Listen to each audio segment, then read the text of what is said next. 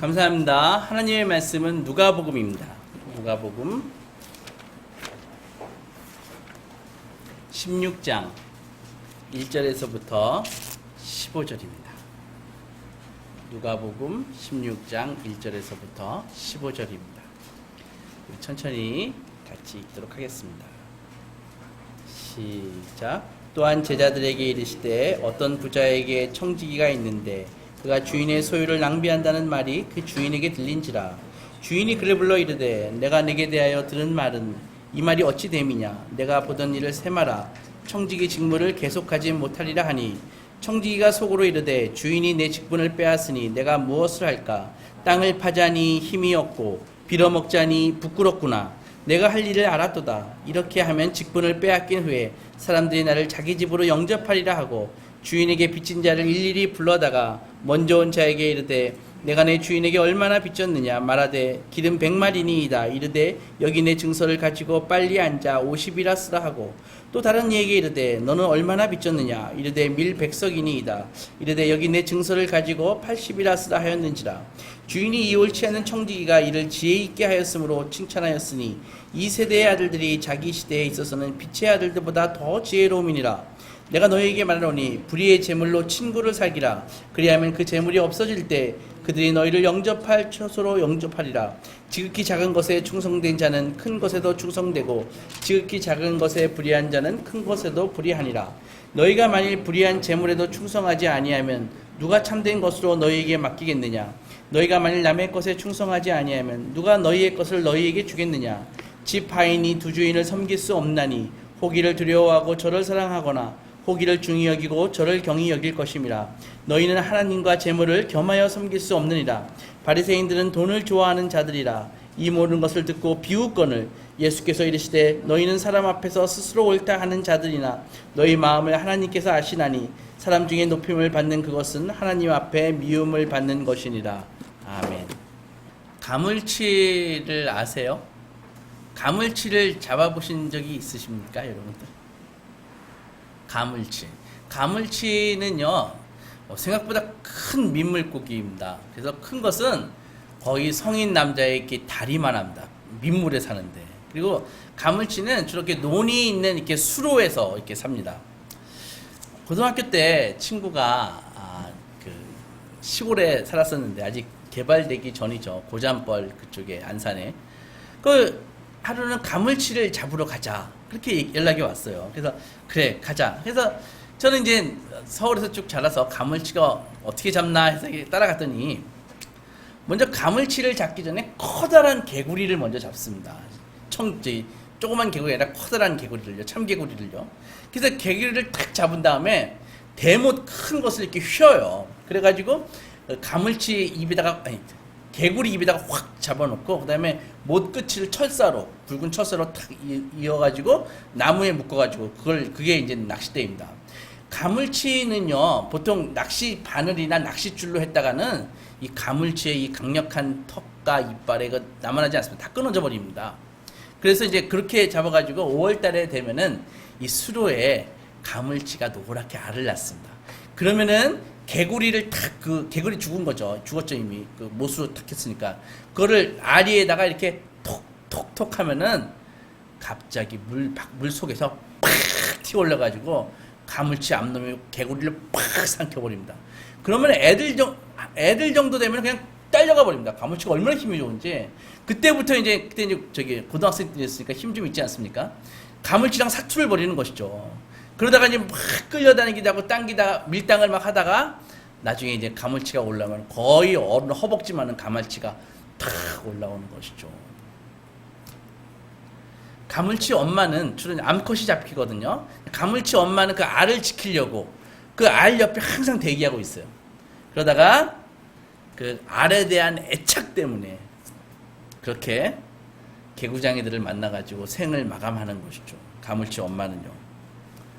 어떤 것과 사랑에 빠졌을 때는 누군가가 자기가 사랑하고 애착을 갖는 것을 이렇게 건드릴 때 우리는 공격적인 자세를 취하게 되는 것입니다. 예수님의 비유를 듣고 있던 이 바리새인들도 정확히 그랬습니다. 14절 보면 바리새인들은 돈을 좋아하는 사람들이라.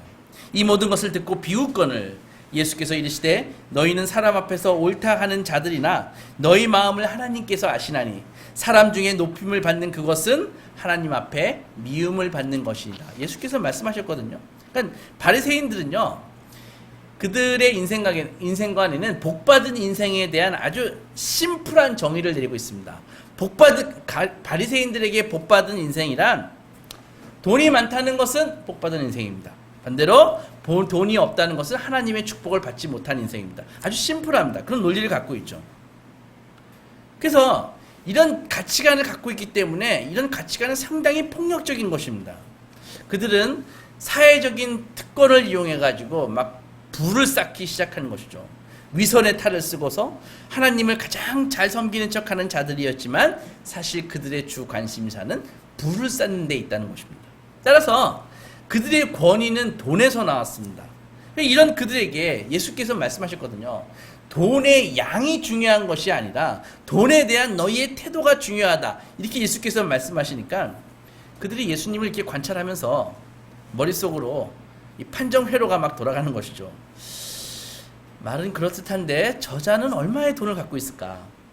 아무리 생각해도 이 거린과 다름없는 몰골의 예수님을 보면서 그들의 생각에 돈이 없는, 즉 하나님의 축복을 받지 못한 자가 하나님의 축복을 복을 운운하니까 그래서 비웃을 수밖에 없었습니다. 그들의 태도는 요즘 말로 이런 것이죠. 복 받으라고 너나 잘하세요. 우리 한번 계좌 한번 까볼까? 뭐 이런 태도인 것이죠. 우리는 돈의 노예가 될 수 있을 뿐만이 아니라 우리를 노예로 만든 그것과 바로 사랑에 빠질 수 있다는 것이죠. 사랑에 빠진 연인들을 보십시오.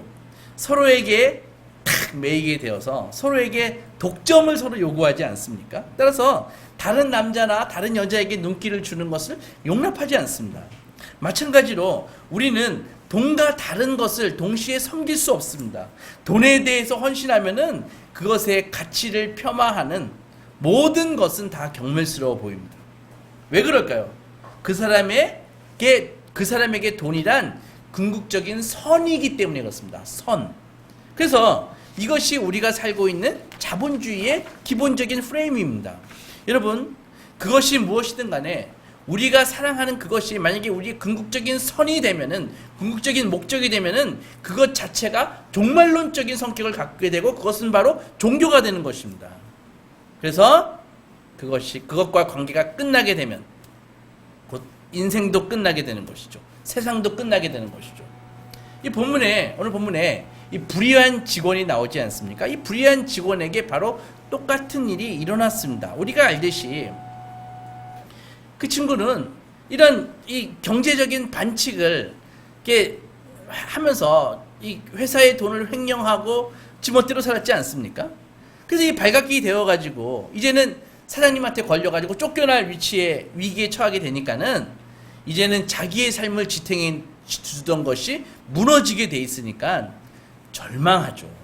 그래서 그런 그에게 이 경제적인 파탄이라는 것은 곧 그에게는 절망을 의미한다고요. 종말을 의미한다고요. 왜? 최고의 선이었으니까. 그는 다른 무엇보다 더 돈을 소중히 여기고 사랑했기에 해고는 직장에서 직장을 잃는 것은 그에게 종말론적인 의미를 갖는 것입니다.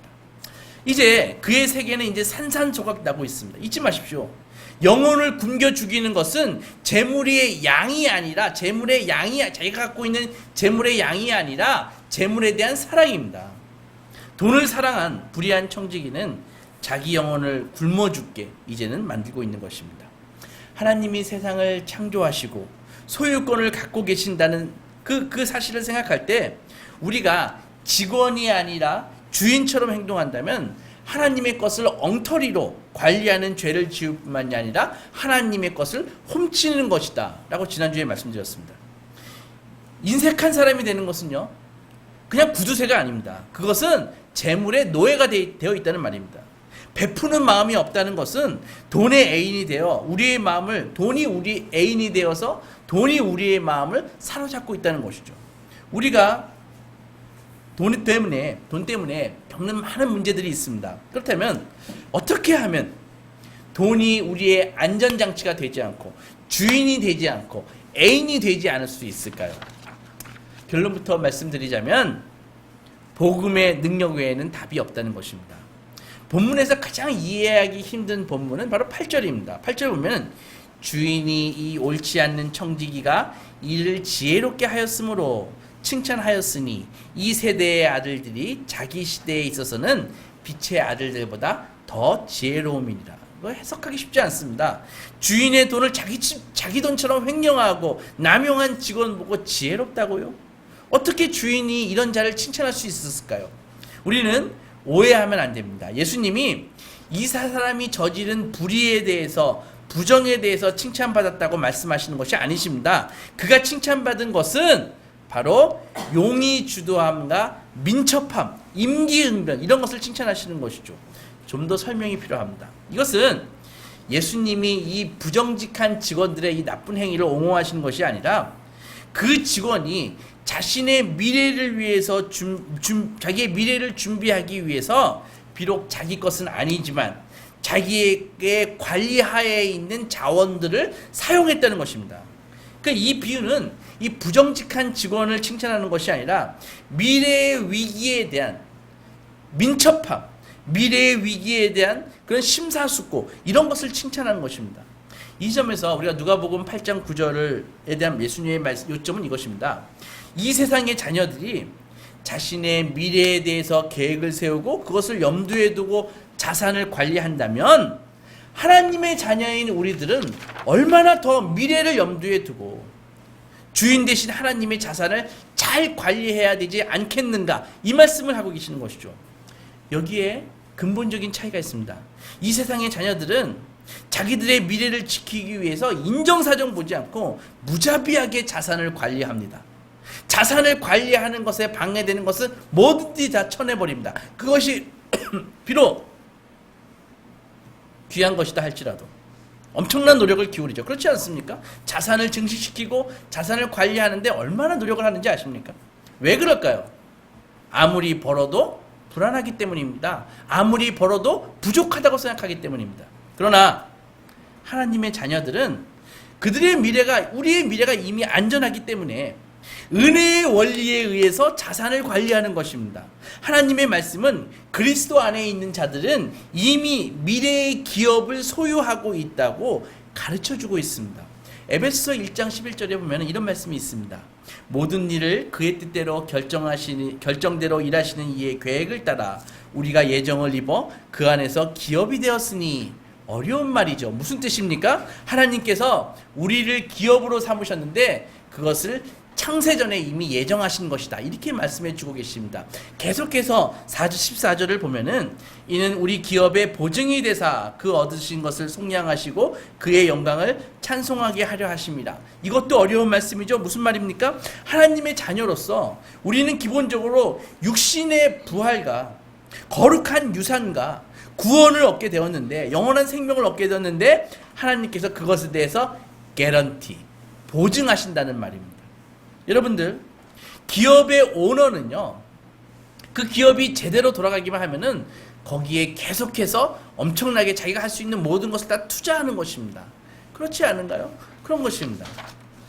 그렇게 성도는 죽은 소망이 아니라 살아있는 소망을 가진 자라고 성경은 얘기하고 있죠. 베드로전서 1장을 보면은 3절에 우리 주 예수 그리스도의 아버지 하나님을 찬송하리로다.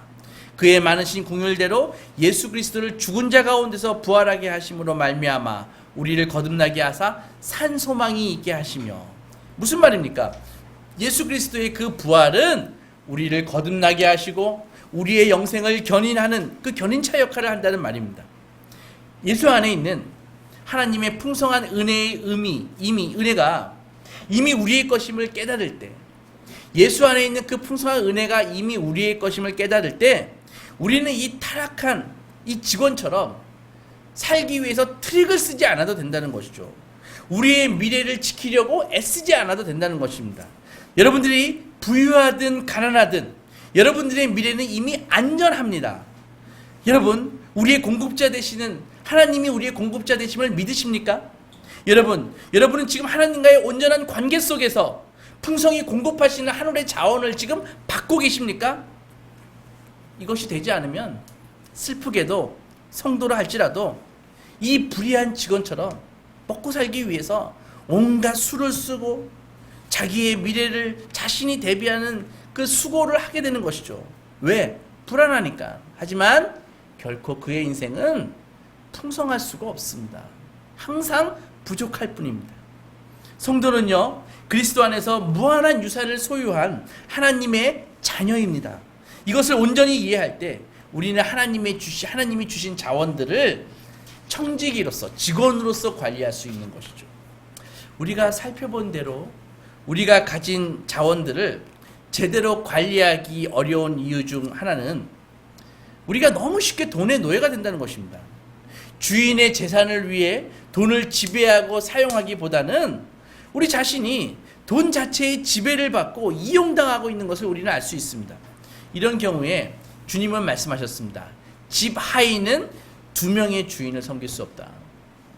우리는 항상 물어봐야 되는 것입니다. 내가 지금 이 시점에서 나의 주인은 무엇인가? 돈인가 하나님인가? 이거 항상 물으십시오.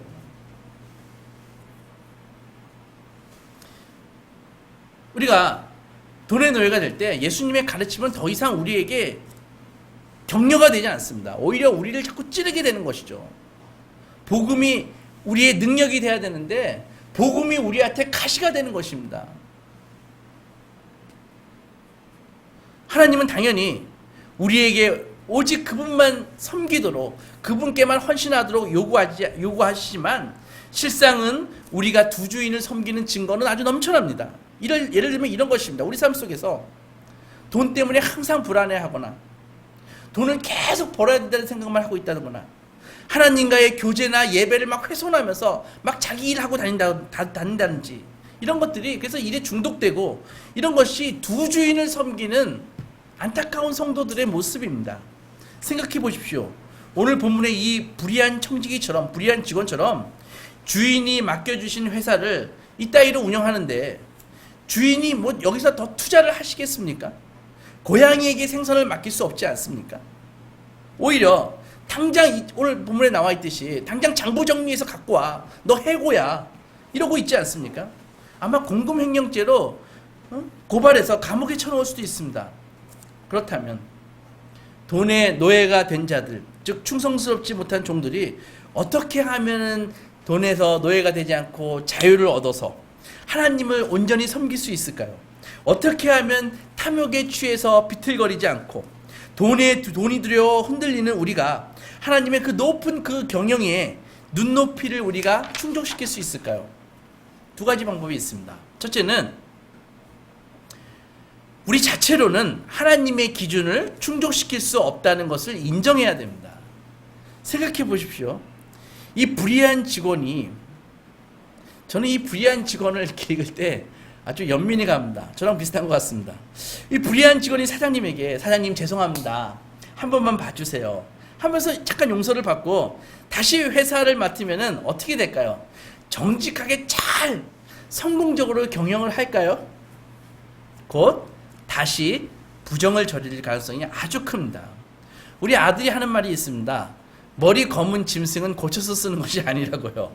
그런 말을 들었어요. 어디서 듣고 그런 말을 하는지. 그것이 인간입니다. 죄를 짓기 때문에 죄인이 아니라 죄인이기 때문에 죄를 짓는 것입니다. 따라서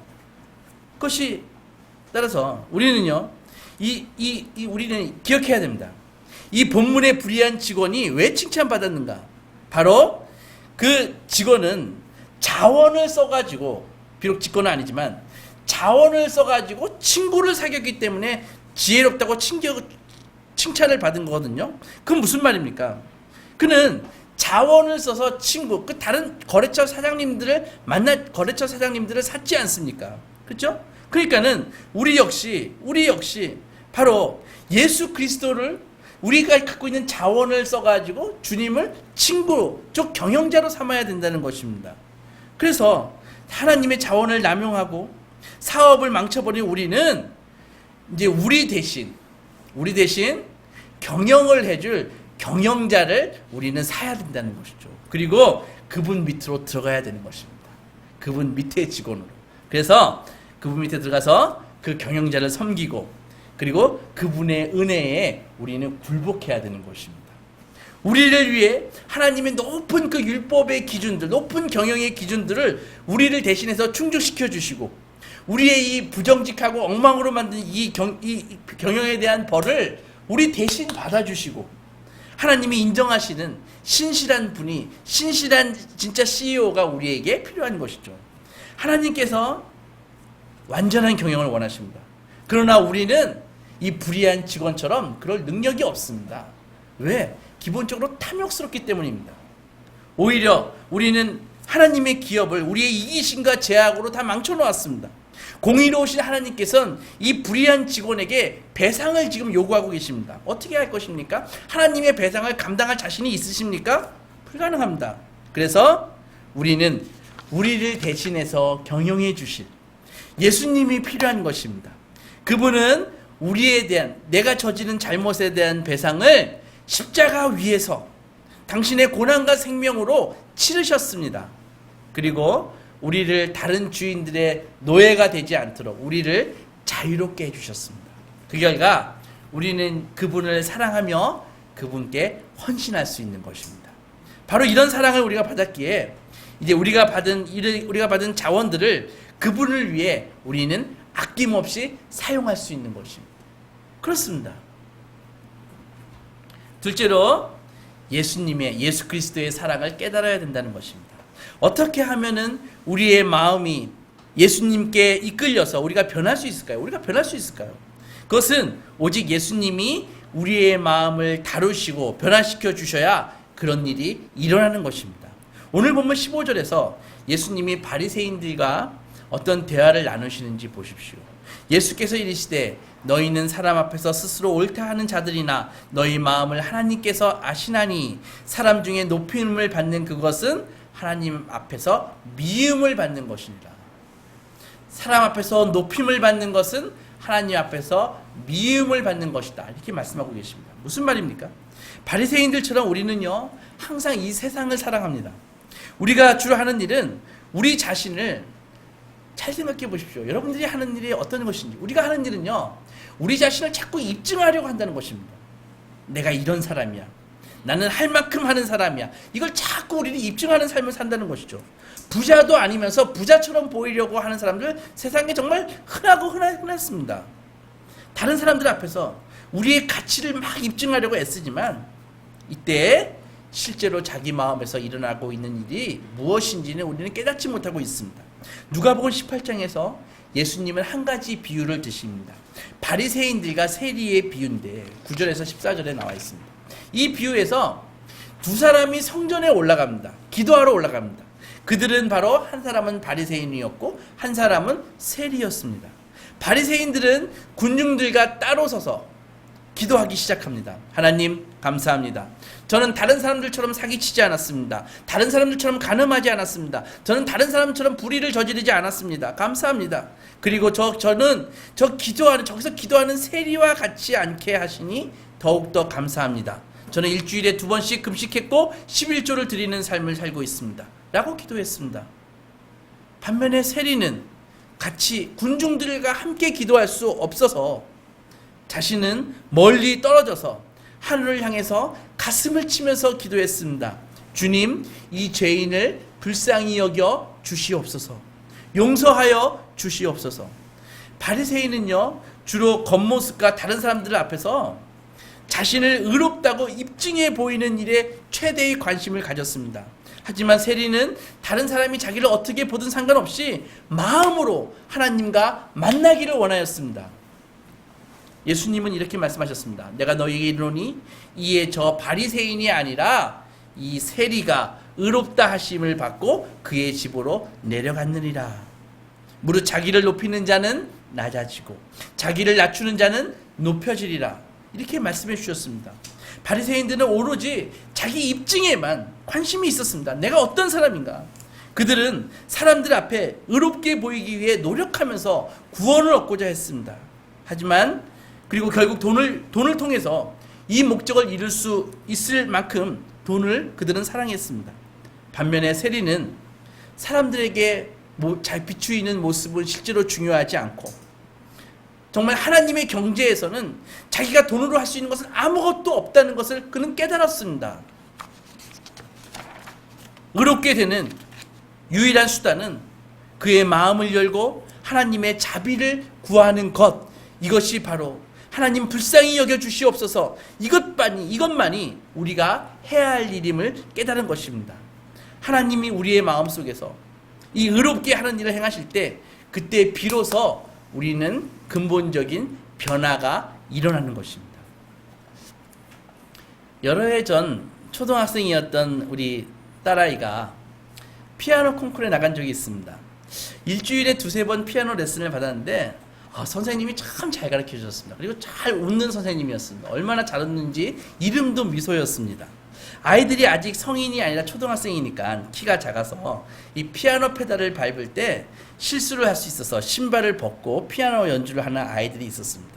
우리 딸도 선생님의 코치를 받았는지 신발을 벗고 이렇게 치라고 이렇게 지침을 받았다고 합니다. 저는 우리 집사람과 함께 객석에서 우리 딸 언제 나오나 하면서 기대를 가지고 기다렸는데 드디어 예쁘게 옷을 입은 우리 딸아이가 나왔습니다. 기대를 잔뜩 안고 우리 딸 화이팅! 하면서 캠코더를 이렇게 들이대면서 찍어야지 조준하고 지켜보았는데, 그리고 우리 딸이 딱 나오더니 갑자기 의자에 앉았다가 벌떡 일어서더니 자기 손으로 신발을 가지런히 벗지 않고 바로 관중석을 향해서 발을 팍 차면서 신발을 날려버렸습니다. 신발이 막 날아가가지고 심사위원들 앞에 툭 떨어지는 것입니다. 모두 다 웃고 심사위원들도 웃고 하면서 그렇게 웃으니까 자기도 멋쩍어서 잠깐 웃다가 바로 표정이 굳어지고 그러고 연주를 하는데, 연주하다가 끊어지고 다시 하고 끊어지고, 이건 피아노 콘서트가 아니라 개그 콘서트였습니다. 더 웃기는 것은 콩쿠르이 끝나고 나왔는데 트로피를 갖고 나왔습니다. 야, 저렇게 쳐도 상을 주는구나. 그렇게 하면서 웃으면서 딸을 쳐다보는데, 딸이 처음에 잠깐 웃다가 스스로 기대에 못 미친 콩쿠르이 생각나서 서럽게 울기 시작했습니다. 아무리 달래주어도 그치지 않았습니다. 마음속으로 딸아, 아빠는 네가 콩쿠르에서 좋은 성적을 거두어 다른 사람들에게 근사하게 보이든 그렇지 못하든 아무 상관이 없단다. 이것이 아빠의 마음입니다. 사랑하는 소망교회 성도 여러분, 우리는 이 세상의 판단과 하나님의 판단이 정말 다르다는 것을 항상 생각하십시오.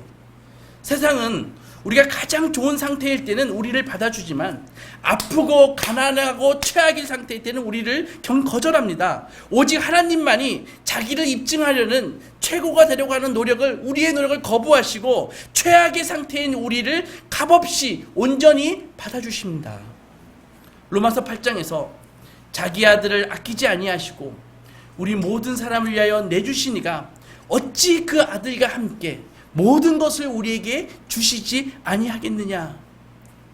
오직 이런 사랑만이 우리의 마음을 변화시킬 수 있고 우리가 우리의 것이라 부르는 모든 것이 사실은 하나님께로 온 것임을, 은혜의 선물임을 깨닫게 하는 것입니다. 그 사랑만이 우리를 변화시켜서 우리가 받은 하나님의 사랑을 우리 삶 속에서 드러나게 하는 것입니다. 사랑하는 여러분, 우리의 미래는 우리가 준비하는 것이 아닙니다. 우리의 미래는 이미 그리스도 안에서 안전합니다.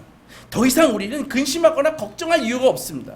스스로 가면을 쓰고 자기를 입증하려고 애쓰지 마십시오. 우리 그 자체를 하나님께서 용납해 주십니다. 우리는 주 안에서 자유로운 존재입니다. 하나님이 주인 아니십니까? 우리는 잃을 것이 없는 것입니다. 돈이 우리를 유혹할 수 있습니다. 그러나 그리스도가 자신을 희생하여 우리를 구원하셨다는 사실이 우리 마음속에서 폭발할 때 우리는 더 이상 의무감이나 필요성 때문이 아니라 정말로 하나님께 헌신하는 삶을 살 수 있다는 것입니다. 그리스도께서 우리의 진정한 보물이 되실 때 우리는 그분을 기쁘시게 하는 일에 아낌없이 투자할 수 있습니다. 여러분, 불의한 직원이 자기의 그 자원을 써서 거래처 그 사장들을 친구로 삼았듯이, 사귀었듯이 여러분들 예수님을 여러분들의 친구와 경영자로 삼으십시오. 그분이 우리의 잘못을 고치시고 하나님이 기뻐하시는 참된 경영을 이루실 것입니다. 사랑하는 여러분, 우리에게 맡겨진 모든 자원들을 하나님의 뜻에 맞게 사용하셔서 풍성한 열매 거두시고 착하고 충성된 종이라 칭찬받는 소망의 자녀들이 되시기 주님의 이름으로 축원합니다.